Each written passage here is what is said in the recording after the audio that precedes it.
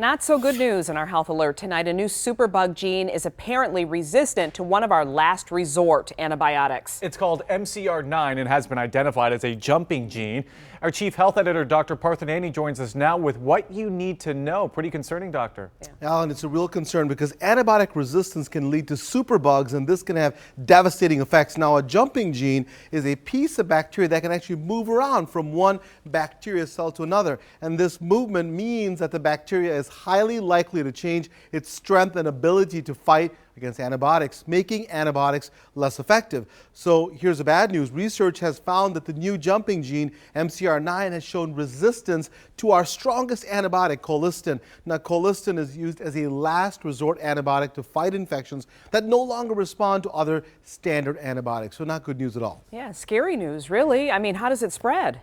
So, Glenda, the shocking reality is that bacteria are highly mobile. In fact, studies have shown that some bacteria can actually travel thousands of miles through the air. So pretty astonishing. And if the MCR9 gene jumps to another cell, it can potentially travel great distances. So worst case scenario, if this spreads around the world, it could mean a huge number of deaths. And looking at those with highest risk, folks with immunocompromised immune systems, so people are most vulnerable. So people who have cancer treatment or people who have HIV, immune systems are down, they're most vulnerable. Wow, this is pretty scary. So what can actually be done here, doctor? So Alan, antibiotic resistance is already an extremely critical issue around the world. The CDC says that every year in the U.S., antibiotic resistance bacteria infects roughly 2 million folks, and around 23,000 people die because of it. And these numbers will certainly rise if superbugs increase in numbers. So what can we do, right? What can be done? Well, now that the MCR9 is in the medical database, health professionals can recognize the gene when standard treatment fails. And if it's found, then the infected person needs to be isolated and special procedures followed to minimize the spread of the infection.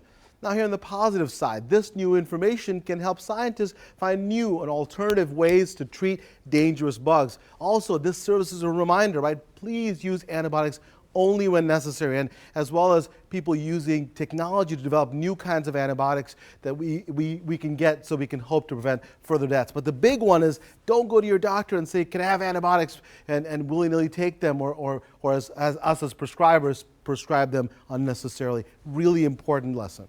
Yes, it is. Dr. Nandi, thank you so much. My pleasure. If you have a question or health concern for the good doctor, email him at drnandi@askdrnandi.com. Send it to us on Facebook or Twitter, and we'll get it right to him.